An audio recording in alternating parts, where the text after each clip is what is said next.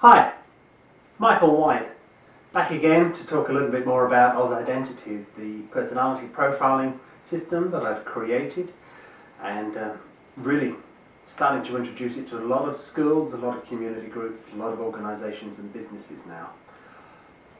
Previously, we've talked about where Oz Identities came from, and specifically about what the four types bring to the table, what they offer. Today I'd like to talk a little bit about parenting. For example, do you know your parenting style? What I mean by that is that a dolphin who's a parent will be much more interested in aspects of their child's self-esteem than they will probably in their ability within the school place setting. So in other words, how they feel about themselves will be more important to a dolphin parent than scores on a test. Now, for an eagle parent, that's probably going to be the other way around. And for a kangaroo parent, well, how they feel is conditional on what type of kangaroo they are, but traditionally kangaroos have a strong innate distrust of schools and the way that they teach based on their own personal experiences. You see, for a long time schools have been disadvantaging the kangaroo kids because of the way they present the material. You see, kangaroos being experiential learners don't get much of an opportunity these days to explore their innate intelligences within that school setting. So therefore, parents might be okay with the kids as long as they're staying out of trouble, having fun in certain aspects of school, like sports or physical education, or some of the sciences where they get a chance to do experimentation. So perhaps the fact that the kids aren't getting into trouble is going to be a good indicator of satisfaction for a kangaroo parent.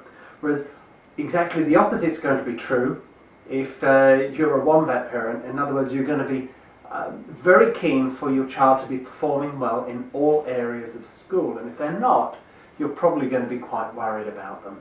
You see, parenting styles are conditional on our own personalities, and is it any surprise then if our kids, our children, are a different personality type to ourselves, that they're going to behave in different ways, they're going to put a different value system on the what's happening within the school environment. So you get your kangaroo kids, which will be the most likely to disengage from school. So if you're a wombat and you want them to do well in all aspects of school, and they're a kangaroo, and they're going to pretty much want to disengage from a lot of aspects of school, then there's going to be conflict within the home, which is not where you want it. You see, if we're going to have some conflict, let's have it out in the world where we can discuss, like proper adults, about what's happening, what's going on, and get some resolution around these issues, around the problems. If a child's not doing well at school, how are we going to benefit them? How are we going to change things? We can go into the school, we can talk to them, we can get extra help or extra classes, or a reduction in the amount of homework or expectations being placed on the child, and you can get resolution. The last place we need to take these problems is into the home, because it's the one place where our children need to know that it's safe to be them. So myself, I've got a kangaroo son, and yeah, he struggles a lot with school, and what we do is we tend to allow him to play first, go out and let off some of this pent-up energy that he amasses during the school hours, because school doesn't always afford him the opportunity to express who he is physically. So when he comes home, he needs that release. He needs to go out and climb a few trees, play around with his mates, and that's exactly what he does. He comes home, he'll have some tea. If there's any homework, then it's homework time.